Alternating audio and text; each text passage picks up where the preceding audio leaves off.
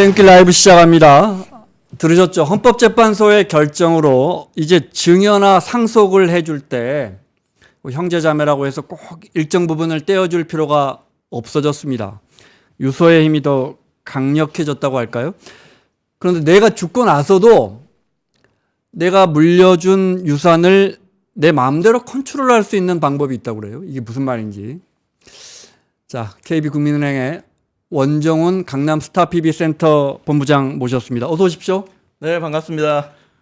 세무사시니까 오늘 세법 관련해서 이것저것 세무사분들은 전에 보면 왜 변호사분들도 그렇고 유명한 분들은 네. 원 본부장님 같은 분들은 이렇게 사진 찍을 때 꼭 왜 이렇게 찍어요? 아, 저는 그 정도 레벨이 안 돼서 그냥 겸손하게 찍습니다. 네. 아, 유류분부터 여쭤봐요. 유류분이라고 하잖아요. 보통. 네, 그렇죠. 이제 네. 저희가 보통 알기는 아버지가 말 잘 들고 잘 듣고 나를 봉양한 큰 아들만 유산을 물려주겠다 해도 네.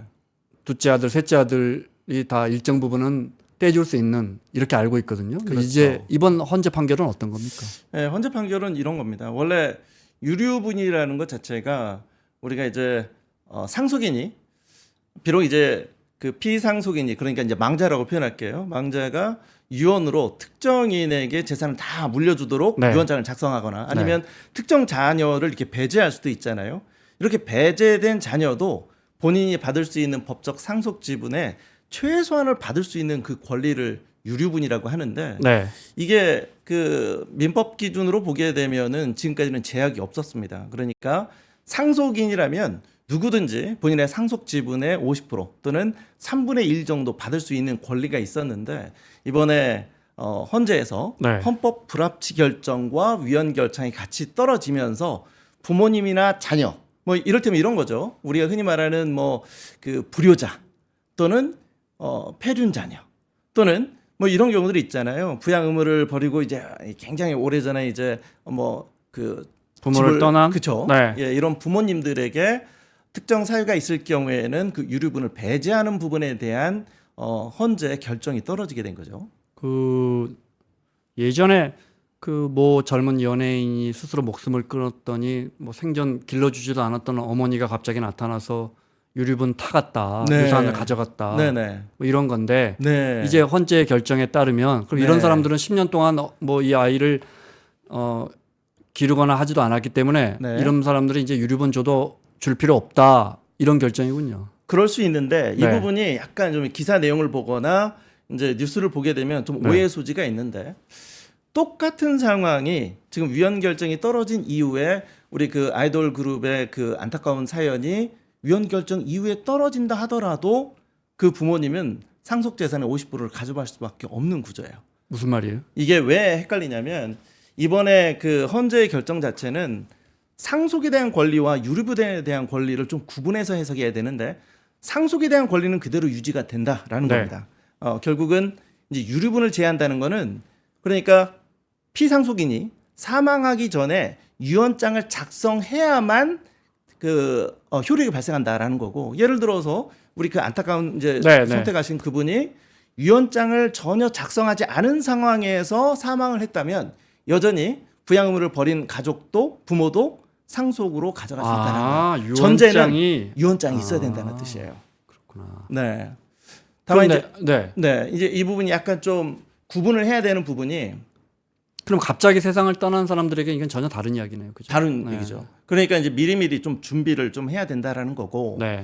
그다음에 다만 이제 좀 의미 있는 좀 판단이 내려준 부분들이 있긴 있는 게 이번에 헌재에서 발표했던 그 결정 낸 거는 사실 기존에도 유류분에 대한 헌법재판소에 이제 그 소가 들어간 적이 있었는데 한 2번 정도 들어갔었거든요. 근데 인용이 되지 않았어요. 네. 근데 이번에는 인용이 됐는데 다소 조금은 아쉬운 부분들이 좀 있죠. 예를 들어서 그 유류분에 대한 제약 자체가 특별한 이제 사유가 명시가 되어야 된다라는 것과 그다음에 이게 지금 위헌 결정이 아니라 헌법 불합치 결정이 네. 떨어진 거거든요. 이제 헌법 불합치 결정은 헌법 취지에 맞지 않기 때문에 법률 개정을 권고하는 정도 수준. 보통 언제까지 고쳐라 이렇게 해놓죠. 그렇습니다. 그게 네. 이제 내년도 말인데 네. 내년도 말까지는 현행 법령이 그대로 유지가 되는 개념이고. 그러면 내년도 말까지는 판례는 똑같이 나오는 겁니까? 유류분 인정해 주는 겁니까? 유류분이 그러니까 아까 제가 예.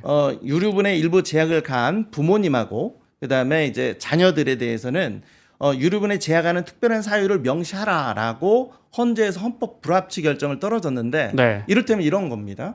예를 들어서 우리 그냥 편하게 우리식으로 표현하게 네. 되면 불효자 그리고 뭐 페루나들 네. 이런 친구들에게 유류분을 제약을 하는데 그거를 법에 명시를 하라라는 거예요. 그게 내년도 12월 31일까지. 그 이전까지는 뭐 불효자라든지 네. 아니면 페루나라 하더라도 유류분은 그대로 유지가 된다라는 뜻입니다. 아, 거기가 이해했어요. 네. 법 고치기 전. 그래서 뭐 이제 국회 법 고쳐라 했는데 국회가 이거 안 듣고 법 안 고치면 막 되게 혼란 오고 그러잖아요. 엄청난 혼란이 있겠죠. 왜냐하면 이제 그게 제약이 없는 상황에서 만약에 진행이 된다면 내년도 12월 31일 날 위헌 결정이 떨어지는 셈이 되기 때문에 결국은 이제 혼란이 있을 수가 있죠. 예를 들어서 뭐 불효자의 개념도 없고 폐륜에 대한 개념도 없는 여쭤보려고 상황에서. 했어요. 불효자라 하면 네. 그러니까 제가 지금 불효자는 그러면 네. 1년에 뭐 연 7회 이상 아버지 말 어긴 사람 뭐 이런 법적 규정을 이제 그러면 이제 그건 입법부에서 만들어야 되는 거죠. 만들어야 되는 거죠. 예. 그러니까 그 불효자는 개념과 어떻게 만들까? 그러게요. 그다음에 이제 우리가 보통 이제 피상속인의 재산을 증식시키거나 아니면 네. 가족 부양의 기여도가 큰 자녀들에게 상속재산을 조금 더 많이 분할할 수 있게끔도 만들어라라는 취지도 반영이 됐기 그 때문에 데이터군요. 상속재산 형성에 대한 기여나 상속재산에 대한 기대 등이 거의 인정되지 않으므로 이런 사람들은 유류분 줄 필요는 없다. 근데 기여, 기대분 진짜 애매한 표현들이에요. 그렇습니다. 그런 부분들이 이제 네. 법에 구체적으로 명시돼야 되기 때문에 내년도 말까지는 시간이 있으니까 어느 네. 정도 이제 반영되지 않을까 싶긴 합니다. 어쨌든 우리 사법부의 이번 결정 취지는 헌재의 취지는 가족이라고 하더라도 유서에 내가 이 사람 빼고 줬다고 했는데 그만한 타당한 사유가 있다면 안 줘도 된다. 네. 이런 뜻이군요. 그러니까. 그걸 명시하라 네. 라는 거고요. 네. 다만 이제 헌법 불합치 결정 말고 위헌 결정이 떨어져서 4월 25일 날 위헌 결정 떨어진 이후에 바로 효력이 발생하는 부분도 있어요. 네. 형제 자매들에 대한 유류분 제약입니다. 이거는 바로 효력이 이건 헌법 불합치가 아니고 저 위헌이니까 네, 바로 위헌 결정. 형제 자녀 이거 다른 거군요. 저는 다른 그냥 기사 개념입니다. 읽으면서 같은 거라고 봤는데 네. 여기서 형제 자매라고 하는 거는 돈을 물려주는 돌아가시는 아버지 아니면은 자녀들 형제 자매. 그래 보통은 이제 그 형제 자매라고 하면 망자의 형제 망자 자매. 기준의 형제 자매죠. 그런데 이 케이스가 네. 많지가 않아요. 왜냐하면 우리가 이제 상속 순위를 보게 되면 네. 1순위가 직계 비속이고 네. 2순위가 존속, 다음이 이제 형제 자매인데 네. 보통은 형제 자매까지 내려올 1순위 상속권자가 있으면 2순위, 3순위로 내려가지 않거든요. 네. 비속이 자녀 손자. 그렇죠. 전속이 어머니 아버지. 네, 맞죠? 그렇습니다. 네. 근데 손자는 들어가진 않지만 그렇군요. 1순위 직계 존속, 그러니까 아들이 사망했을 적에는 손주도 가끔은 이제 그 대습상속이라고 하죠. 이제 상속인 지위를 물려받을 수는 네, 있는데 네. 그렇지 않은 경우에는 손자, 손녀는 상속인의 범위에 들어가지는 않습니다. 어쨌든 우리가 알기로 이제 아들 딸에게 먼저 주는데 네. 여기서 원래는 형제들에게도 좀 일부 유류분이 있었습니까? 있죠. 형제들도 있어요. 그러니까 망자의 형제들. 그러니까 예를 들어서 망자가 결혼도 하지 않았고 네. 자녀도 없고 부모님도 없다면 네. 그러면 이제 상속권이 그러면 존속도 없고 비속도 없으니까. 이제, 그렇죠. 배우자도 없고. 그러면 이제 형제들. 예. 그 형제들로 가는데 그 형제들의 유류분의 권리는 법적 상속 지분의 3분의 1입니다. 그런데 이제 지금 앞으로는 그것 인정 안 한다. 그렇죠. 대신 전제가 있어야 되죠. 그것도 유언장을 예를 들어서 나는 형제도 없고 부모님도 없고 자녀도 없으니까 그냥 사회에 100% 환원하겠다라고 유언장에 작성했을 경우에는 이제 형제들은 유류분의 권리가 사라지게 됩니다. 진짜 형제가 서운했거나 미웠나 보네요. 뭐 그럴 수도 있고, 네, 네. 그야 이제 가족마다 사정이 있을 수 있으니까, 네. 네. 유류분이라는 게 이제 저희 같은 사람은 드라마에서나 보는 이야기잖아요. 그렇죠. 많은 상담을 하실 거 아니에요, 네, 본부장님이. 네, 네. 예를 들어 주로 강남 PB에 계시면 큰 부자들도 많이 만나시겠네요. 많이 네. 만나죠. 그럼 네. 그분들 관심은 증여나 상속이죠. 증여 상속에 대한 관심이 네, 상당히 근데 많죠. 네. 연세 요즘 이제 오래 사니까 네. 좀 받는 자녀들도 다 장년층, 중년층일 거란 말이에요. 그렇죠. 네. 그 중엔 유류분만 믿고 네. 원래 난 아버지 눈밖에 났으니까 어차피 그 유류분 만약에 두 아들이라면 큰 아들에게만 준다고 해버리면 네. 둘째 아들은 유류분 얼마 가져가요? 2분의 1, 3분의 1? 그러니까 이제 법적 상속 지분의 절반은 보장이 되는 거거든요. 아, 그러니까 예를 들어서 형제가 3명 있고 네, 그러니까 상속인 딱 3명만 있다고 가정 한번 해볼게요. 네. 이랬을 경우에 법적 상속 지분은 3분의 1, 3분의 1, 3분의 1이겠죠. 그런데 거기에 절반. 그렇죠. 거기에 절반이니까 6분의 1이 되겠죠. 너가 받을 거에 네. 절반은 네. 최소한 챙겨준다. 그렇습니다. 그게 이제 유류분이라는 건데 그러니까 이런 개념이 나오는 거예요. 이런 유류분에 대한 제약이 없는 경우에는 막말로 내가 아버님한테 효를 다하지 않고 네, 어차피 네. 난 아빠 눈밖에 났으니까 그렇죠. 그 뭐 아버지 생신 때 전화도 안 드리고 나 그냥 미국 가서 하와이 가서 살고 있는 그런 사례도 보신 적 있어요? 많이 있습니다. 아 진짜요? 네. 그런 경우들이 좀 많이 있기도 하고요. 네. 이제 가족들마다 다양한 사연이 있으니까 뭐 미국에 가서 연락이 안 되는 이런 자녀들도 있고. 네. 근데 그런 사람들이 상속에 대한 권리가 배제되는 건 아니거든요. 그리고 심지어 유언장에 100% 자, 누구한테 준다 하더라도 네. 사실 그 미국에서 연락 안 되는 그 가족들도 만약에 유류분 청구하게 된다면 네. 충분히 받을 수가 있고요. 심지어 그 유류분이 유언장으로만 누군가 한 사람한테 특정한 경우에 대해서만 정하는 게 아니라 과거에 증여한 것도 유류분의 대상이 될 수가 있거든요. 아 이미 살아 계실 때. 네. 근데 뒤늦게 둘째 아들이 미국에 있어 아버지하고 절연하고 살던 둘째 아들이 뒤늦게 알았어. 네. 아버지가 예전에 생전에 큰형에게 한 100억 물려준 게 있다. 네. 그것도 내 거 떼줘 이렇게 돼요. 그게 가능합니다. 그래서 이게 과거에 이제 증여받은 부분에 대한 유류분이 이제 참 문제가 될 수 있는 부분이 사실은 유류분 청구 대상이 사실은 사망한 날로부터 소급해서 1년 기준이라는 게 있어요. 네. 그래서 사망한 날로부터 1년 이내에 사전 증여한 것들은 이후 여하를 불문하고 유류분 청구 대상이 되고요. 네. 그다음에 1년 이전에 진행한 것들 증여를 이런 경우에는 조건이 하나 있어요.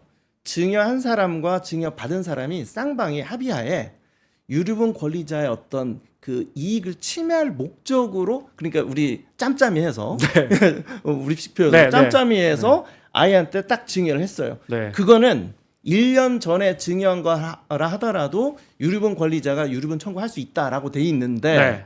그런데 이게 96년도 때 의미 있는 대법원 판결이 떨어졌어요. 상속인의 경우에는 그 1년의 제한을 두지 않는다라는 거예요. 그러니까 20년 전에 증여했다 하더라도 그게 아까 얘기했던 짬짬이가 있건 없건 상관없이 상속인에게 증여한 건 심지어 20년 전에 증여한 것도 유류분 청구가 가능하다라고 대법원 판례가 떨어지면서 이제 상속인은 아무리 오래전에 증여한 거라 하더라도 유류분 청구 대상으로 바뀌었다라는 겁니다. 네. 이런 형제간에 이렇게 의상하고 이럴까봐 저희 부모님은 그런 거 다 미리 감안하시고 아무것도 물려주지 않고 네 가셨어요. 근데 이 부분 아니요. 네 말씀하세요. 재미있는 부분이 이거 재밌다고 표현하고는 좀 그렇긴 하지만 네. 과거에 증여한 부분에 대한 유류분 청구가 왜 문제가 될 수 있냐면 우리가 그 예를 들어서 이럴 수 있잖아요. 한 20년 전에 큰아들한테 증여를 했는데 그때 당시에는 한 7억 정도 됐어요. 20년 전에. 네. 근데 지금 100억 정도 됐다고 가정 한번 해볼게요. 네.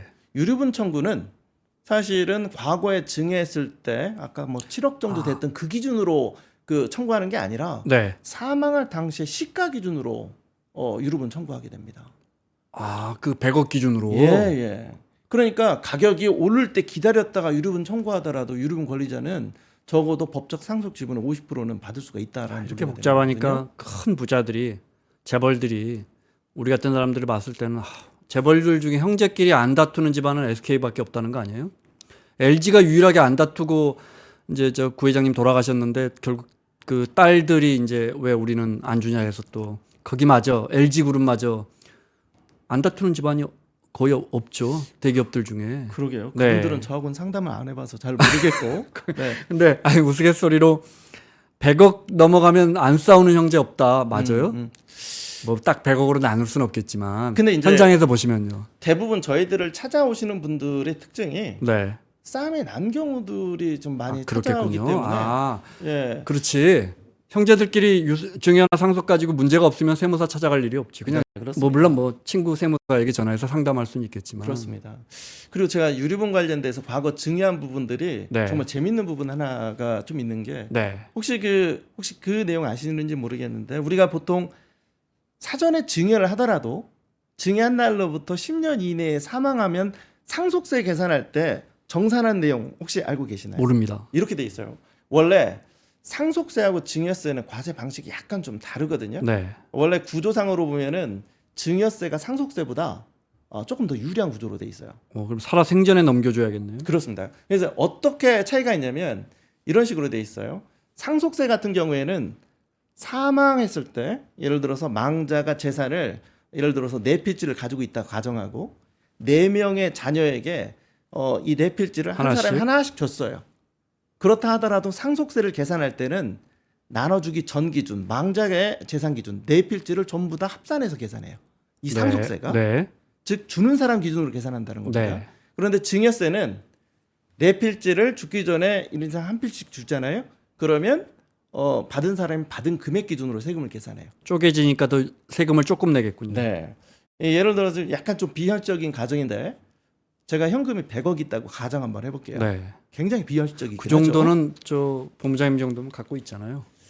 안 그래요. 안 그래서 네. 많이 있었으면 계속 안 나왔을 것 이야기하시죠. 같은데 네. 비현실적 가정입니다. 100억 있다는 것 자체가. 근데 더 비현실적으로 자녀도 100명 있다고 가정 한번 해볼게요. 네. 제가 이 100억 원을 죽을 때까지 끌어안고 죽은 다음에 자녀 1인당 1억씩 줬다고 가정 한번 해볼게요. 각자 상속인은 1인당 1억을 받았을 거 아닙니까? 네. 그러지만 상속세는 100억 기준으로 계산해요. 그러면 거의 40억에서 50억 가까이 상속세가 나오고 세금 내면 50억밖에 남지 않죠. 그러니까 100명의 자녀들은 한 5, 6천만 원밖에 못 받겠군요. 그렇습니다. 그런데 그걸 증여세로 하면 증여를 하게 되면 1억이니까. 각자가 받은 1억 기준으로 세금 계산해요. 1인당 500만 원밖에 안 내는 거죠. 100명이라고 해봐야 5억만 되면 끝나는 거죠. 야, 이런 걸 받아본 적이 있어요. 이건 알지. 뭐 그건 저도 마찬가지인데. 근데 문제는 야, 이렇게 사전에 증여하면은 전체 상속세가 줄어든다는 이 기준은 세법에 다 알고 있기 때문에 상속세를 그럼 대부분 부자들은 증여를 택하지 왜 상속 돌아가실 때까지는 내가 이런 거예요? 내가 설마 다음 달에 죽을지 모르니까. 그것도 있고 네. 일단 미루시다가 자칫 떠나시는 건가? 그러면 안 돼요. 그러니까 원래 상속세를 줄이려면 사전 증여해야 되는 거잖아요. 네. 사전 증여하면 상속세가 다 줄어들잖아요. 네. 그런 논리를 하면. 그래서 세법에서는 사망일로부터 소급해서 10년 이내에 기증여한 게 있으면 당시에 증여세를 다 내고 완료했다 하더라도 상속재산에 합산해서 더 높은 세율로 상속세를 계산하고 당시에 냈던 증여세를 빼서 정산해요. 10년이면 10년이면. 그냥 그럼 뭐- 편하게 표현하면 도루묵이 되는 거죠. 그러네. 그렇죠. 네. 그래서 사전에 증여하려면 네. 우리 진짜 일찍? 일찍 해야 되는 거예요. 그러니까 10년 전에 증여해야 돼요. 안 돼요. 그렇게 하면 자식들이 안 찾아와요. 물론 그렇죠. 네. 물론 그래서 조건을 다는 경우들이 있는데 제가 얘기하고 싶은 건 이거예요. 우리가 상속세를 줄이기 위해서는 미리미리 사전 증여를 해야 된다. 그래서 우리는 보통 그래서 10년 단위로 증여하라라고 하는 이유가 바로 이런 이유 때문인데 네. 10년 전에 증여하게 되면 증여세만 내고 상속세선에서 빠질 수가 있잖아요. 그런데 문제는 아까 제가 얘기했었던 유류분을 청구하게 되면 제가 아까 유류분 청구할 때 그 계산 방식도 사망 시점에 시가로 계산한다고 그랬었죠. 네. 더 나아가서 그 유류 이미 20년 전에 증여하고 상속세 계산할 때 반영하지 않아도 되는 이 증여가 유류분이 받아들여지게 되면 상속재산이 다시 합산이 돼요. 이거 엄청난 겁니다. 이해했어요. 예. 그런데 상담하시는 기업을 갖고 계시고 이런 분들은 이제 물려줄 게 많을 거 아니에요. 네네. 진짜 그렇게 유서로 이렇게 아들에게 예를 들어 큰애에게 또는 기업을 내 후계자하고 있는 둘째에게만 이렇게 많이 이런 경우가 많아요. 보통 우리 상식으로는 자식이 많아봤자 셋넷 아니에요. 다 n분의 1 해줄 것 같은데 안 그래요? 안 그렇습니다. 안 그래요? 아마 이거는 다들 공감하실 네. 건데 가장 일반적인 내용들은 이 내용은 저 아들들이 잘 모르는데 네. 아들 하나 있고 딸 2명, 3명, 4명 있다라고 네. 하면 여전히 이제 그 옛날 생각을 가지신 우리 부모님들은 네. 아들에게 좀 더 많이 주려고 하는 경우들이 있어요. 뭐 그 정도까지는 네. 지금 왜냐하면 지금 유언장을 작성하시는 분들은 정말 이제 뭐랄까 기성세대 이상의 이제 네. 고령 세대니까 그런 인식 그렇게 살았으니까 평생 그걸 네. 뭐 우리가 뭐라고 할 수는 없고. 그리고 제가 지금 뭐 누구라고 얘기할 수는 없죠. 제가 네. 이제 아무래도 이쪽 일을 하고 있으니까 아들 딱 2명 있는데 아들 한 사람에게만 재산을 지금 제가 얼추 계산하더라도 한 400억에서 500억 정도 되거든요. 아들 한 명에게만 주겠다라는 거예요. 그 뒷 이면에는 괘씸하다는 거죠. 그런 경우 이제 유류분 이야기가 나오겠죠. 그렇죠. 유류분 얘기가 나온 네. 거고 이렇게 되는 경우에는 자 이제 그 상속인이 아들 딱 둘만 남아 있다는 가정하에서 유류분은 반반씩 가져가는 게 원칙이겠죠. 그런데 상속 지분으로 하면 반반이지만 네. 본인은 유류분을 청구하면 내가 아무리 불을 저지르더라도 반에 50%니까 네. 반, 25%는 받을 수 있다라고 생각하고 막대할 수가 있게 되는 거죠. 네. 그런데 그래서 이제 이- 법 개정되면 앞으로는 쉽지 않아집니다. 이 사람들은 이제 제약할 수가 있게 될 네. 수 있는 거죠. 물론 그러니까 이제 굉장히 의미 있는 거예요. 아까 말씀드린 것처럼 어떻게 이 불효 또 거기 폐륜도 있었죠. 그런 폐륜 이런 건 개념이죠. 아마 형사처벌 이런 기준으로 할 것 같아요. 이게 사실은 네. 그 폐륜의 개념도 네. 사실 그건 있어요. 예를 들어서 상속에 좀 그 다른 상속인을 유해를 가한다거나 피상속에 유해를 가한다거나 하는 경우에는 네. 그 정도의 폐륜인 경우에는 상속 자체가 배제되는 경우가 있어요. 아 원래도. 네, 그런 규정은 있는데 앞으로 이제 밥상머리에서 뭐 아버지 앞에서 국그릇을 엎은다든지 이런 네. 경우 시행령으로 자상히 넣어서 알겠습니다.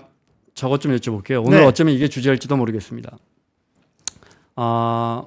이 유류분이 사라진다면 이제 어떻게 보면 유언장의 그 힘이 더 세진다라고도 볼 수 있을 것 같은데. 그렇죠. 네.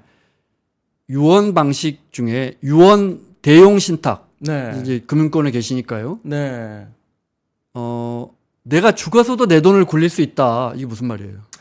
아 이게 뭐냐면 하늘에서 전화하는 것도 아니고. 그러니까 이제 유언 대용 신탁을 이해하기 전에는 네. 먼저 이제 이 시장이 3조 원이래요. 3조 원. 네. 그래 이 서비스는 점점 더 커질 것 같고 지금 사실 정부도 이런 의지를 가지고 있어요. 한 2년 전에 정부도 신탁업 혁신 방안이라는 것을 만들어서 신탁을 통해서 자산 관리를 활성화하겠다라고 하고 있어요. 그다음에 뭐 오늘 시간이 되면 그 얘기 할 수 있을지 모르겠는데 유언 대용 신탁이 굉장히 좋은 기능이 있음에도 불구하고 실질적으로 지금 현재 좀 현실적으로 좀 맞지 않는 부분들이 일부 있습니다. 예를 들어서 다른 법률에서 이제 보완을 해야 되는데 네. 보완이 안 되는 경우들이 있어요.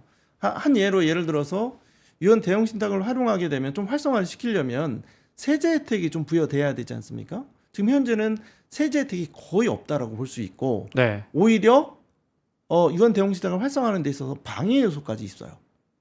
그게 뭔 얘기냐면 일단 유언 대용 신탁이 뭔지부터 잠깐 좀 설명을 네. 드리면 그럼 제가 말미에 그 질문을 드릴게요. 네, 어떤 네. 제도적으로 어떤 보완이 필요한지. 네. 일단 유언 대용 신탁이라는 개념 자체가 신탁을 통해서 자산 관리와 유언의 기능을 같이 하는 그런 개념입니다. 신탁은 뭡니까? 신탁은 그냥 흔히 한자로 우리가 표현하게 트러스트, 되면 네. 믿고 맡긴다라는 게 신탁이죠. 증권사나 보험사에. 네, 맞습니다. 네. 은행도 포함해서 물론 이제 이 신탁은 일반 개인한테도 맡길 수도 있어요. 그래서 개인에게 맡길 수 있는 신탁을 우리 일반적으로 민사 신탁이라고 하고요. 네. 그다음에 자본시장법에서는 좀 더 전문적으로 신탁을 하라라고 해서 신탁업 등록되어 있는 금융기관에게 신탁업을 할 수 있게끔 하는 게 있는데 그거를 보통 상사신탁이라고 하고 보통 유언 대용 신탁은 상사신탁을 통해서만 가능합니다. 그러니까 신탁이라는 게 이거예요. 결국 내가 재산을 누군가한테 맡기는 게 신탁이잖아요. 그런데 그 우리가 맡기는 사람을 위탁자라고 부르고 네. 맡는 사람을 수탁자라고 네. 부르게 됩니다. 하나의 당사자가 하나 더 나오는데 수익자라는 개념이 하나 더 나와요. 그래서 이 유언 대용 신탁은 재산을 가지고 있는 사람이 위탁자, 수탁자에게 재산을 맡겨요. 그러면 맡긴 사람이 그 재산을 관리하고 보관하고 운용하고 그래서 특정한 사유를 지정했을 때 사망할 때 본인의 수익자에게 그 맡겼던 재산을 운영한 것을 돌려주는 게 알겠습니다. 그러니까 예. 위탁자, 수탁자는 알겠습니다. 수익자는 그냥 아들, 딸이라고 표현하시죠. 좋습니다. 이게 더 쉬울 아들딸이라고 것 같아요. 가정 한번 네. 해볼게요. 네. 그러면 이게 왜 살아있는 동안에는 자산 관리가 되고 그다음 사망한 이후에는 왜 유언의 기능이 가지고 있느냐? 네. 먼저 자산 관리 기능을 한번 볼게요. 사실 우리 김 기자님이나 저나 뭐 누가 보면 어떻게 생각할지 모르겠지만 아직은 좀 젊잖아요. 네. 네, 그러니까 고맙습니다. 네, 그러니까 이게 가능하거든요. 이럴 때면 살아있는 동안에 내가 정신이 멀쩡하면 기억력도 똑바르고 판단력도 높다면 내 스스로 자산 관리를 할 수 있긴 하지만 네. 어느 정도 나이가 들게 되면 기억력도 흐려지고 좀 그럴 수 있지 않습니까? 이럴 때 자산 관리가 어려울 수가 있어요. 이럴 때 내가 조금이라도 건강할 때 신탁을 통해서 이 자산을 어떻게 운영해야 될지를 자산관리회사, 수탁회사에다가 맡겨놓으면 그 건강할 때, 기억력이 똑바를 때 지정했던 대로 계속 운영할 수가 있게 되는 거예요. 구체적으로 맡긴다는 건 네. 여러 가지가 있잖아요. 네. 증권사에 맡기는 방법이. 네, 네. 예를 들어 100억이 있다면 네. 포트폴리오를 짜서 네. 뭐 앞으로 3년 동안 이렇게 하고 5년 동안 이렇게 하고 여기서 이게 뭐 만기가 되면 이건 그냥 현금으로 저축 이렇게 예금해주 이렇게 다 짜는 거예요. 그럼? 다 짜는 거예요. 근데 지금 특정해서 재산을 하나만 얘기하셨잖아요. 네. 지금 이제 얘기하신 건 이제 금전인데 네. 우리가 맡길 수 있는 재산은 우리가 현재 자본시장법에서는 대략 한 7개를 정해놓고 있어요. 네. 가장 흔한 게 우리 주식, 네. 그렇죠? 그다음에 부동산, 부동산에 대한 권리, 그다음에 동산도 들어가게 되고요. 네. 그다음에 금 같은 거. 네. 그것도 들어갈 수 있겠죠. 네. 그다음에 무채재산권, 그러니까 이제 지적재산권 이런 것들을 맡기는 거예요. 네. 맡기고 그거를 운용을 해서 내가 사망을 하거나 그랬을 때 아까 수익자인 아들이나 딸에게 이렇게 줄 수 있게끔 지정하는 건데 사망한 이후에 이게 왜 유언보다 유언 대용신탁 기능이 좀 다양하다라고 볼 수 있냐면 우리가 보통 유언은 사망을 이벤트로 해서 상속이 집행되고 모든 게 끝나버리죠. 네. 이를테면 이거잖아요. 내가 죽으면 누구누구에게 줘라. 내가 사망하면 사회에 환원하라. 이렇게 사망을 이벤트로 해서 모든 게 종결이 되는데 네. 유언 대용신탁은 이게 가능해요. 내가 사망을 하더라도 우리 애들한테 이 재산 주지 마라 라고 할 수 있어요. 언제까지를 지정할 수가 있습니다. 네. 예를 들어서 손주가 지금 현재 5살인데 성년이 될 때까지는 용돈으로 월 500만 원씩만 주고 성년이 되면 그때 줘라 라고 할 수 있어요. 그리고 우리가 그래서 죽은 다음에도 내 유산을 컨트롤할 수 있다는 말이 그래서 나온 거군요. 심지어 망자에 제대로 그 자기 재산에 대한 철학과 그런 것을 담을 수가 있는 이유가 이게 있어요. 아까 유언 같은 경우에는 내가 노력하지 않더라도 최소한 법적 상속 지분의 50%까지 보전이 되니까 막 할 수가 있잖아요. 부모님들한테. 근데 이건 이렇게 할 수가 있어요. 내가 손주들한테나 또는 자녀들한테 줄 수는 있지만 자녀에게 내가 사망한 다음에 바로 주지 말고 우리 아이가 취업을 해서 5년 정도 근속하면 그때 줘라.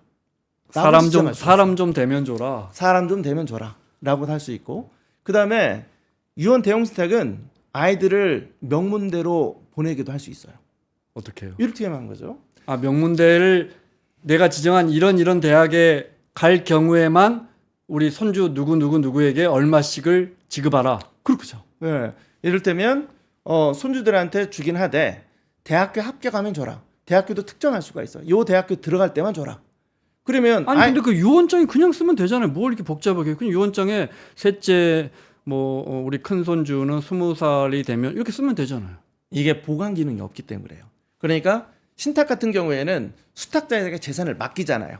맡기고 나서 조건이 달성되면 명의로 옮겨주는 절차를 거치는 거거든요. 네. 그런데 일반 유언장은 명의 변경 자체가 사실은 이제 민법 기준으로 사망을 원인으로 해서 뭐 상속 등기를 한다거나 이렇게 바뀌는데 네. 우리가 이제 신탁 같은 경우에는 신탁 계약에 의해서 조건이 달성이 되면 그때 명의로 옮겨주도록 조건을 달았기 때문에 좀 달라요. 만약에 제가 말씀드린 것처럼 유언으로 이렇게 하고 뭐 애가 대학에 졸업하면 줘라 해도 그 돈을 받은 아버지가 마음대로 해버리면 그럴 수도 끝나버리는구나. 맞습니다. 그러니까 재산 관리인의 기능을 네. 사실 수탁회사가 따로 하고 있기 때문에 그게 가능한 겁니다. 심지어 신탁 같은 경우는 이것도 가능합니다. 제가 예전에 좀 오래전 일이긴 한데 아, 이 제도가 생긴 지 오래됐습니까? 이거는 생긴 지 이렇게 오래되진 않았어요. 네. 신탁의 기능은 있긴 했는데 이거는 유언 대용 신탁이 우리 신탁법에 이 제도화되기 전 얘기인데 제가 좀 재미있는 사례가 좀 있었던 게 굉장히 오래전 얘기이긴 한데 나이 굉장히 많으신 이 부부와 같이 식사를 한번 한 적이 있었어요. 근데 이분이 식사 다 하고 나서 사모님 보고 먼저 집에 들어가라고 얘기를 하시더라고요. 단둘이 남았는데. 근데 단둘이 남았는데 이분이 뭐라고 하시냐면 이북에 가족이 있다는 거예요. 자녀가. 네. 아이고. 그리고 실제로 중국을 통해서 브로커를 통해서 달러도 지금 주고 있다는 거예요. 그러면서 이제 저한테 얘기하는 게 내가 원세무사를 좀 믿고 신뢰해서 하는 얘기인데 내가 살아있는 동안에 통일되긴 좀 어려울 것 같다.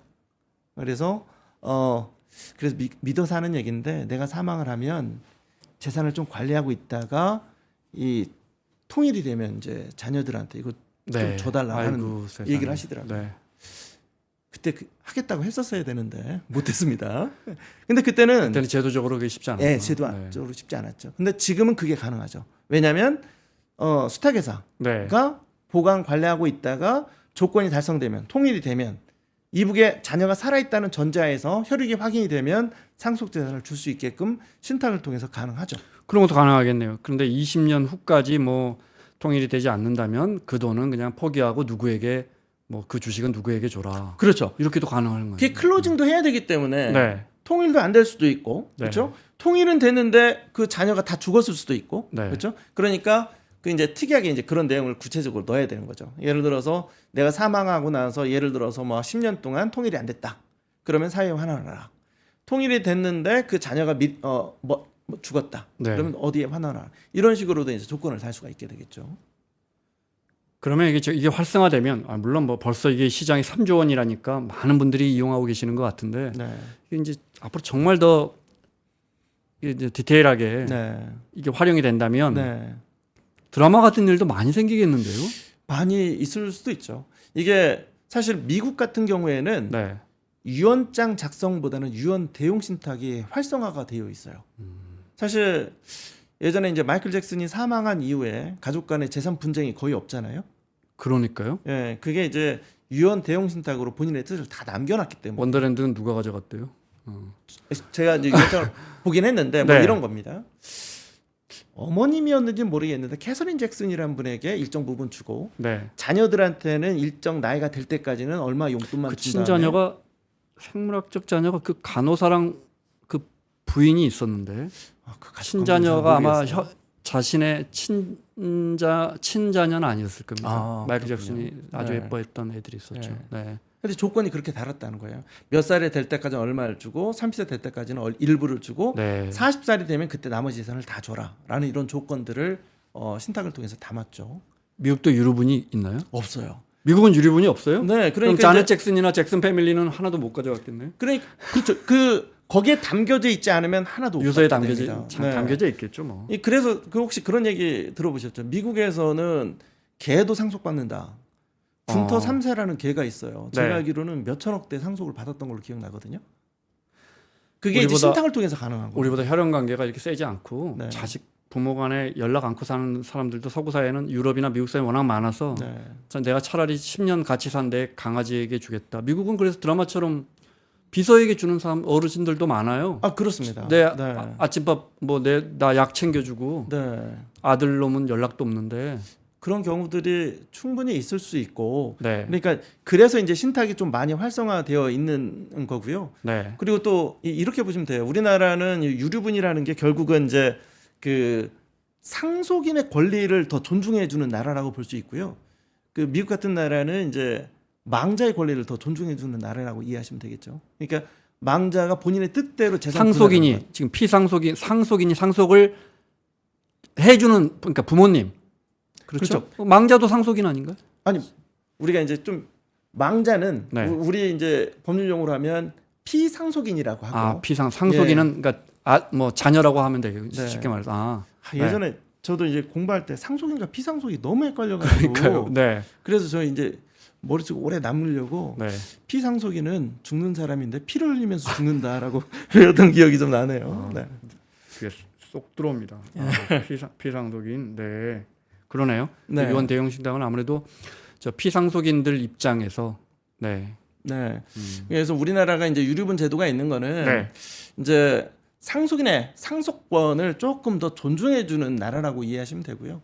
그래서 근데 이제 이게 약간 이제 좀 변화가 생겼다는 거예요. 아까 제가 말씀드린 오히려 것처럼. 죽은 다음에도 망자의 뜻대로 되니까 네. 피상속인의 권리를 좀 존중해 주는 거 아닙니까? 지금 상속인보다. 이 판단 자체가 네. 그러니까 이번에 이제 4월 25일 날 이제 헌재 결정 자체가 네. 이제 피상속인에 대한 권리를 조금 더 인정을 해준 격이라고 보시면 되겠죠. 아 그렇군요. 유류분 네. 이런 건 그리고 유류분의 일부 제약을 가하기 제약을 시작했으니까. 가하니까. 네. 알겠습니다. 저희- 그러면 네. 네. 그 재미있는 사례 더 해주세요. 재밌는 사례 있을 수 있어요. 제가 이런 것도 있을 수 있겠네요. 네. 예를 들어 아들 녀석이 너무 속만 썩여. 기업은 물려줘야 되는데 내가 이제 건강은 안 좋고 네. 이 녀석이 뭐 예를 들어 MBA 가서 학점 3.0 이상이 나오지 않는 이상 지분의 3분의 1을 넘기지 마라. 네. 뭐 드라마 같은 이야기지만 네, 네. 어쨌든 이런 것도 가능하다 이 말씀이죠. 가능하고요. 네. 실제로 이게 좀 우스갯소리인데 이 표현이 맞을지 모르겠는데 신탁의 기능 중에 탕자 방어 기능도 있다. 아, 야. 이게 뭐냐면 네. 저희 실제로 우리 고객분들 중에 이런 분들 계세요. 나는 우리 애가 하나 있는데 네. 얘는 아무것도 안 했으면 좋겠다는 거예요. 무슨 얘기냐라고 했더니 뭐만 한다고 하면 돈을 다 까먹는다는 거예요. 네. 그래서 내가 얘가 죽을 때까지 얼마든지 생활비를 다 대줄 수 있지만 뭔가 안 했으면 좋겠다는 거예요. 이런 분들이 통제권을 벗어나게 되면 재산이 금방 그러겠죠. 탕진될 수도 네. 있잖아요. 그러니까 이게 가능해요. 내가 사망하면 우리 애들한테 주긴 하되 매월 1,000만 원씩만 줘라. 대신 손자는 내가 믿을 만하다. 그러니까 내가 죽으면 이제 용돈 그 생활비를 아들한테 주고 이 아들이 죽으면 그때 가서 손주에게 나머지 재산을 다 물려줘라. 이렇게도 가능해요. 그리고 신탁이 그래서 탕자 방어 기능이군요. 네, 제가 이제 표현을 좀 돌려서 얘기한 거고, 그다음에 신탁은 또 이것도 가능하거든요. 우리가 유언은 일회성으로 끝나죠. 그게 뭐냐면 내가 죽으면 누구한테 줘라. 네. 로 끝나잖아요. 근데 그 내가 죽으면 얘한테 줘라라고 했는데 이 아이가 죽으면 그 조건을 못 달죠. 네. 그렇죠? 근데 신탁은 이게 가능해요. 내가 죽으면 첫째한테 줘라. 첫째가 죽으면 저기 며느리한테 절대 주지 말고 손자한테만 줘라. 연속 수익자 지정이라고 해서 이걸 계속적으로 지정도 가능하게 아, 돼 있어요. 연속 수익자 지정. 네, 그러니까 쉽게 말해서 굉장히 디테일하게 명시해 놓고 떠날 수 있는 거군요. 그렇습니다. 그리고 제가 오늘 이 얘기하면 이제 사업하시거나 기업하시는 분들도 좀 좋을 수가 관심을 가질 부분일 수 있는데 우리가 신탁은 신탁 재산이나 목적에 따라서 이제 이름을 좀 붙이기도 하는데 가업 승계 신탁이라는 게 있어요. 이 가업 승계 신탁은 유언 대용 신탁의 그 대상 자산을 주식으로 집어넣어서 가업을 물려줄 때 사용하는 겁니다. 네. 근데 사실은 우리가 이제 자녀들도 이 아이한테 이 회사를 맡기면 회사 성장할 것 같다라고 생각하는 경영을 잘할 것 같은 자녀도 있을 수 있잖아요. 그러면 이 아이에게 경영권을 물려주려면 그 아이에게 주식을 줘야 되잖아요. 왜냐하면 의결권을 줘야만 경영권을 그럼요. 유지할 수가 있으니까. 그런데 우리가 주식이라는 건 이 의결권만 있는 게 아니잖아요. 재산권과 배당 청구권 다 가져가잖아요. 네. 그러니까 현재는 법적인 소유권을 가진 사람이 승자 독식 구조를 다 가져가고 있어요. 부동산도 그렇고 주식도 그렇고. 심지어 의결권을 떼고 할 수도 있는 거예요? 그렇습니다. 이게 신탁의 야, 중요 드라마인데요, 기능 진짜? 중에 하나가 네. 스플릿 할 수 있다는 거예요. 원본의 수익과 운용의 수익을 분리해 가지고 내가 예를 들어서 이 부동산은 여기한테 주고 임대수익은 누구한테 주고 이것도 가능하고 내가 이제 요 금융재산을 줬는데 여기서 나오는 원금은 네가 가져가고 운용수익은 누구한테 가져가고 이것도 가능하도록 돼 있고요. 그다음에 경영권도 그게 가능하게 할 수 있어요. 왜냐하면 경영권 준다고 주식을 다 주면 다른 자녀들이 가만히 있을 수가 없잖아요. 네. 그렇죠? 그러면 유류분 청구도 하고 그럼 분쟁이 하게 되면 주식을 유류분 청구하게 되면 이제 어떤 일이 벌어지게 되냐면 경영권 방어도 어려워질 수가 있죠. 예를 들어서 유류분 청구권자가 공격적 M&A 대상과 누가 손을 잡게 된다면 회사까지 뺏기갈 수 있죠. 그런데 이게 가능할 수 있어요. 주식은 똑같이 주되 경영권, 의결권만 특정인에게 주고 나머지 자녀들한테는 재산권만 행사할 수 있게끔 배당 청구권만 줄 수 있게끔도 스플릿할 수가 있어요. 예를 들어 내가 영등포에서 큰 식당을 해서 이제 사업을 일궜어요. 네. 큰아들은 사람 참 좋고 순하고 학식도 높은데 이 사업은 잘 못할 것 같아. 네. 거긴 좀 지분만 좀 주고 네. 경영은 둘째 아들이 할 수 있는 식으로 만약에 이제 그 식당이 주식회사 구조라면 네. 그게 가능합니다. 이것도 가능하다 이 말씀이시죠? 가능합니다. 다만 이제 요 경우에는 주식회사라는 전제가 있어야 물론 그렇죠. 가능하겠죠. 네. 충분히 가능합니다. 그리고 또 한 가지 더 나가서 네. 이럴 수 있겠죠. 이제 본인이 엑시트를 하고 싶어요. 네. 나는 이 주식을 가지고 있으면 배당만 받는 게 아니라 경우에 따라 팔고 싶을 수도 있잖아요. 거기에 이제 옵션을 달 수가 있죠. 만약에 팔 때는 제3자보다는 경영권을 가지고 있는 그 형제에게 우선 매수 청구권을 줄 수 있게끔도 조건을 달 수도 있겠죠. 그러니까 다양한 설계가 가능하다는 게 이제 유언 네. 대응 신탁이다 보니까 기존에 이제 우리가 알고 있는 이제 그 유언장보다 다양한 기능을 할 수 있다라는 특징이 유언 신탁인데 왜 대용이 들어가요? 유언을 대신한 신탁이다라는 그런 개념인 유언 거죠. 대용 신탁. 네. 알겠습니다. 네. 앞서 그런데 제도적으로 아직 부족한 점이 있다. 어떤 네. 겁니까? 이게 아직까지는 좀 보완해야 될 부분들이 있어요. 그냥 가장 큰 예로 제가 아까 가업승계 신탁을 하려면 주식을 넘겨야 되는 거잖아요. 네. 그런데 이게 자본시장법상에서 제약이 좀 일부 있는 게 신탁으로 맡겨놓은 주식에 대한 의결권이 제약이 있어요. 15% 이상을 의결권 행사할 수가 없습니다. 법 취지는 왜 그럴까요? 이게 이제 모르겠어요. 그때 뭐 이걸 활용해서 뭐 자전 거래를 한다거나 뭐 이런 제약이 있다는데 법 취지는 정확히 이해를 못 하겠어요. 다만 정부는 이 부분을 풀어주겠다고 약속을 했어요. 법 개정이 아직 안 돼서 그런 거고요.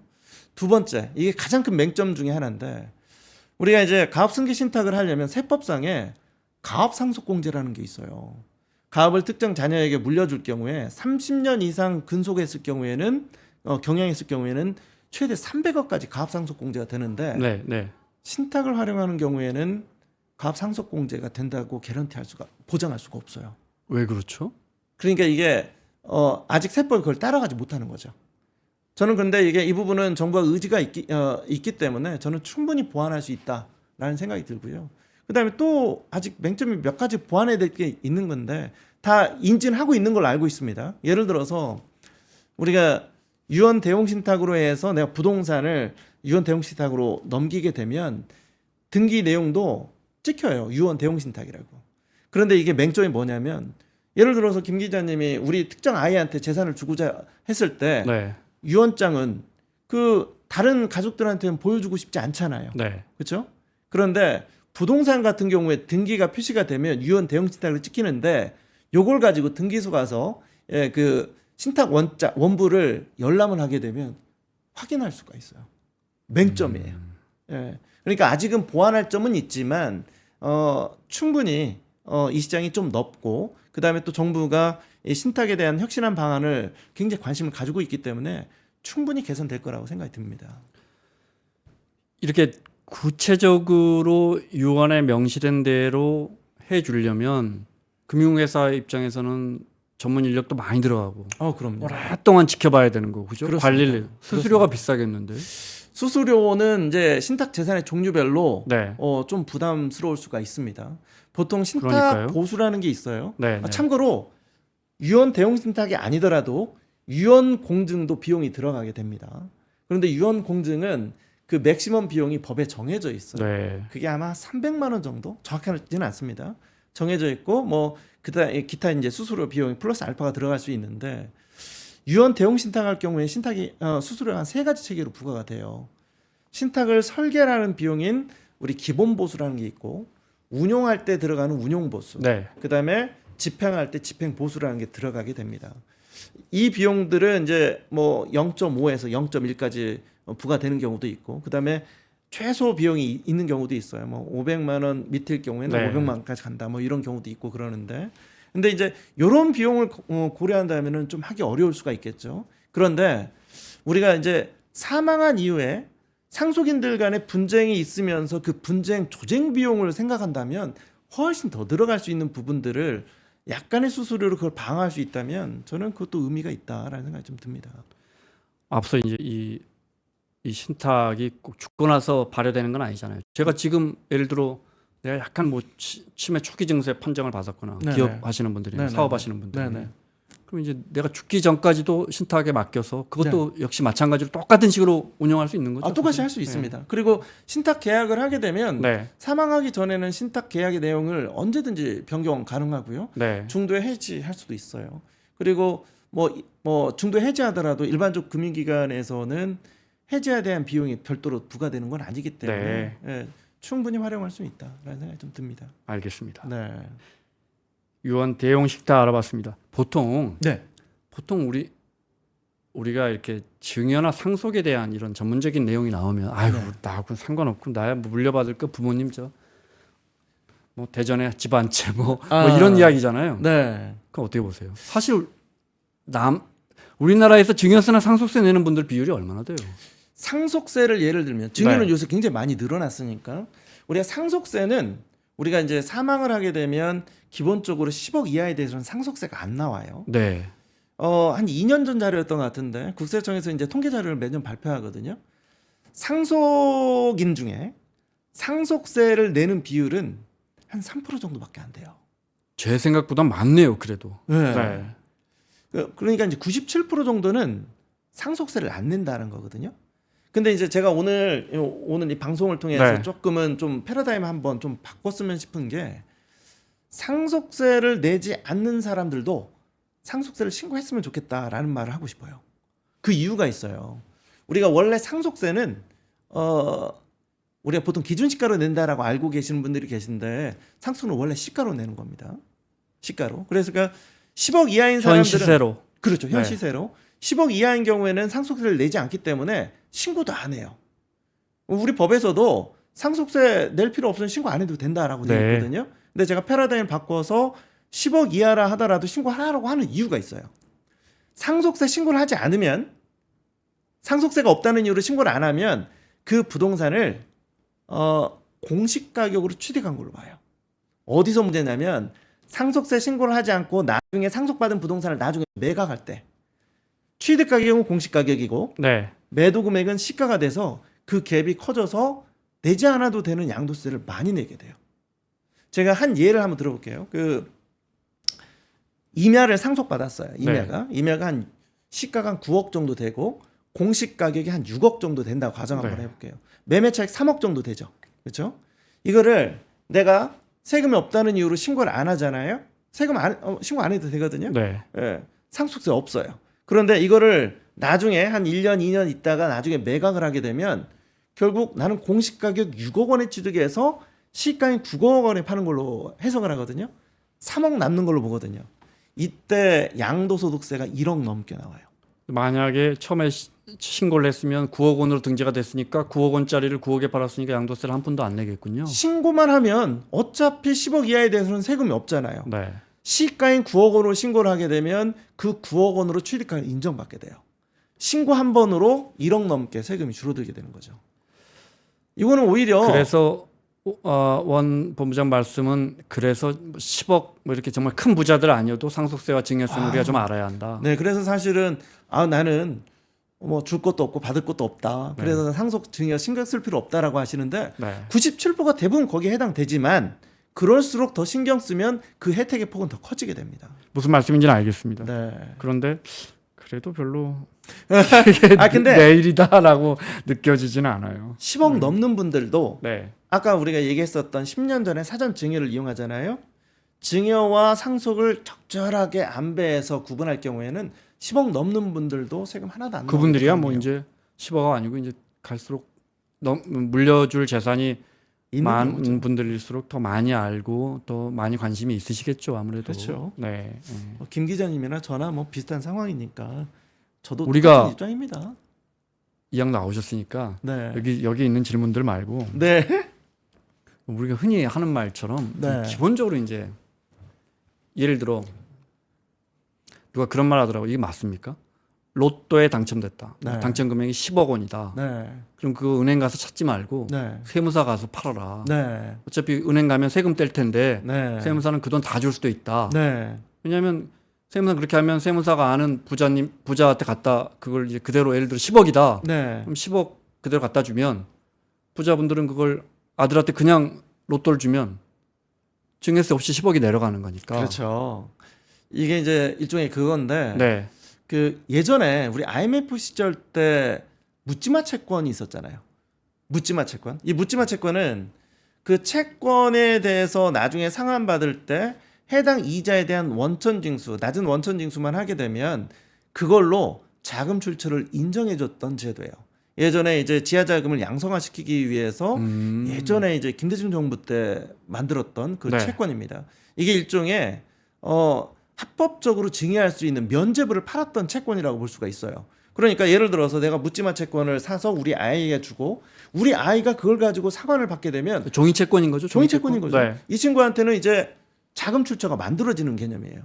사실 복권도 그게 가능할 수 있다라는 거죠. 복권 당첨 소득은 기타 소득을 구분해서 20% 또는 30%로 원천 징수하게 되는데 이 원천 징수만 되게 되면 그 복권 당첨금 전액 전부 다 이제 그 면제부가 발생된 소득이 되는 거죠. 네. 그러니까 이론적으로 얘기한다면 복권 당첨 받은 거를 우리 아이한테 주고 우리 아이가 당첨금을 받으면 증여세 대신 기타 소득 원천 징수로 사실은 출처가 만들어지게 되는 거죠. 그러니까 세무서에서 근데 선생님은 소득도 별로 없는데 갑자기 10억 원이 어디서 생겼습니까?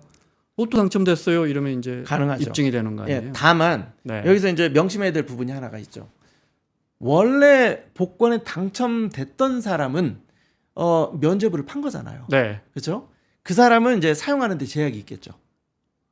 아, 그렇군요. 그 사람도 어쨌든 10억이 들어왔구나. 네.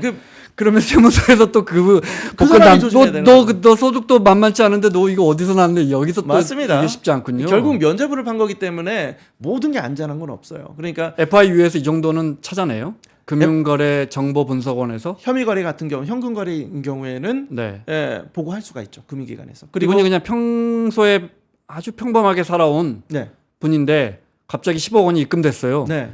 아, 이런 거 우리가 말하면 안 되는 건가? 아니, 이제- FIU가 찾아낼까? 나 이거 정말 궁금했어요. 이 부분은 네. 우리가 이제 보통 이런 생각을 할 수 있잖아요. 국세청에서 나의 주민등록번호를 치게 될 경우에 과연 나의 재산의 범위를 알 수 있을까? 네.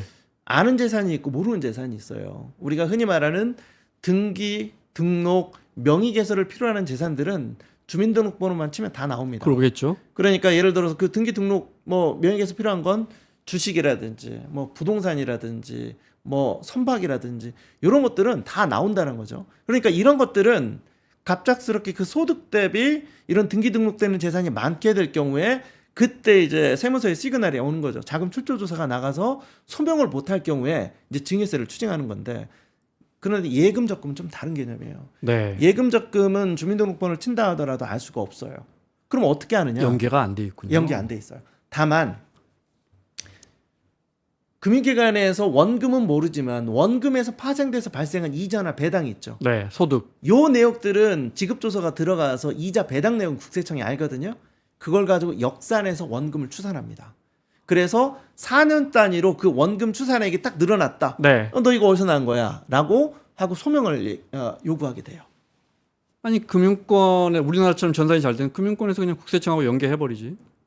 근데 그게 안 되는 아직까지는 그게 안 돼 있고, 물론 네. 이제 국세청에서 좀 느낌이 이상하다라고 할 경우에는 이제 그 잔액 증명을 이제 요구하는 경우가 있으면, 그러면 계좌 내역을 국세청도 그런 부분에 대해서는 조사권이 있기 때문에 그 자료를 전부 다 국세청에 넘어갈 수는 있죠. 필요할 때 요구하는 거지 자동적으로 알 수 있는 건 아니고. 그러니까 예를 들어 자사주를 매입하는데 증자를 냈는데 이제 마치 위장납입이라 그럽니까? 제가 정확하게 모르겠습니다. 그러니까 내가 돈 내고 다른 제3의 투자자가 있는 것처럼 하고 이런 특히 이런 걸로 잡혀본 적이 있는 사람들은 우리 FIU에서 정말 기가 막히게 잡아낸다는 거예요. 근데 제가 아까 궁금했던 건 네네네. 정말 선량하게 그냥 보통으로 사람으로 살아왔는데 로또 한번 돼서 내가 네. 이 된다 그래서 좀 남겨보려고 그걸 이제 세무사나 누구한테 팔았는데 어쨌든 10억 원 입금됐을 거 아니에요. 팔 수 있죠. 맞아요. 예, 이런 경우에 가능합니다. 네. 우리 금융당국이 금융거래정보분석원에 이걸 찾아낼까? 그게 궁금해서 여쭤본 거예요. 현금 네. 자체가 크고 현금 거래가 있는 경우에는 네. 사실은 이게 FII 보고 될 수도 있고요. 네. 예, 그리고 또 아시겠지만 FII에 축적된 자료는 우리 이제 뭐 우리 검찰이라든지 국세청에 자료를 줄 수 있게끔 좀 법제화 되어 있잖아요. 네. 그러니까 이런 부분을 가지고 할 수 있지만 현금 거래가 아닌 뭐 이동 거래라든지 계좌 간의 이동 거래라든지 이런 것들은 보고되지는 않아요. 그러니까 웬만한 일반인들은 금융 거래하는데 걱정을 하지 않아도 됩니다. 네. 다만 이제 아까처럼 걱정할 게 좀 있었으면 좋겠습니다. 네, 그러니까 복권을 당첨된 사람들은 좀 문제가 될 수 있겠죠. 요 소득들을 가지고 전혀? 있는 사람들은 예를 들어서 당첨된 걸 10억 당첨금을 고스란히 세금 안 떼고 10억에 팔 수는 있지만 그 10억 원을 쓰기가 어려워지는 거예요. 그 생각을 못했네요. 네. 아, 알겠습니다. 또 하나 궁금한 거. 네, 그 축의금 같은 거, 네, 용돈 같은 거 비과세 된다고 하잖아요. 네, 네. 그럼 할아버지가 손자가 요즘은 뭐 손자 결혼할 때까지는 다 기본적으로 사니까 네. 1억 원 이렇게는 안 되는 거죠. 그 아. 한도가 있어요? 축의금으로 근데 이건 비과세 된다 그래서 이게 이런 증여는 안 되는 거예요? 사실 그런 질문들을 좀 많이 받는 것 중에 하나가 이런 거예요. 축의금 모아서 집 사는데 보태도 인정됩니까? 아니 국회의원들 출판 기념회 네. 그거 하나 봐주거든요. 네, 네, 네. 뭐 돈이 얼마가 들어와도 봐줘요. 네. 근데 일단 우리 세법상으로 보면 축의금, 조의금, 그다음에 생활비, 그다음에 용돈, 학비 지원 이거 전부 증여세 비과세 대상이에요. 그런데 금액의 한도를 정한 건 아니에요. 사회통념상 인정 가능한 범위에 대해서 가능하다라고 되어 있어요. 근데 사회통념상이라는 부분은 구체적이진 않죠. 다만 이 부분을 꼭 명심하고 싶은 게 예를 들어서 축의금 받아서 그걸로 집 사는데 보탰다. 저도 딱 한 번 본 적이 있는데 세무서에서 소명을 요구하는 경우가 있어요. 축의금을 줬을 때 받은 사람이 증여세 비과세 대상이라는 건데 누구한테 줬느냐가 핵심일 수가 있어요. 예를 들어서 아버지를 보고 줬을 때 아버지가 받은 게 증여세 비과세 대상이라는 거지 받은 걸 아들에게 집 사는데 보탰고 그건 별개의 문제라는 겁니다. 아, 근데 제가 여쭤본 건 음. 예를 들어 할아버지가 네. 손자 결혼식에 네. 1억 원을 줬어요. 입금해줬어요. 저는 이런 건 안 문제가 될 수 봐주겠군요. 있을 것 같아요. 왜냐하면 그게 이걸 과연 그 1억 원을 가지고 내 집 사는데 했는데 세무서에서 그 1억 원 어디서 났어요? 할아버지가 저 축의금 주셨어요. 축의금은 비과세라면서요. 하지만 그건 안 된다. 안 될 수 있고 이게 사회통념상 인정 가능하냐라는 문제에서는 네. 충념상 1억 원을 축의금으로 주진 않으니까. 저도 본 적은 없는 것 같아요. 그리고 또 하나 이거 있죠. 네. 그 가끔은 이제 우리 고객분들이 막 이게 마무리를 해야 될 시간입니다. 벌써. 네. 네네. 거기까지 들을까요? 네, 그럴게요. 용돈, 생활비 증여세 비과세 대상 아니냐? 맞습니다. 근데 용돈이나 생활비를 모아서 집 사는 건 인정 안 됩니다. 용돈이나 생활비가 증여세 비과세 되는 건 그 목적으로 소진된다는 전제하에서만 비과세예요. 남으면 안 돼요. 남으면은 그건 이미 통념을 벗어난 거죠. 네. 증여세 비과세 안 됩니다.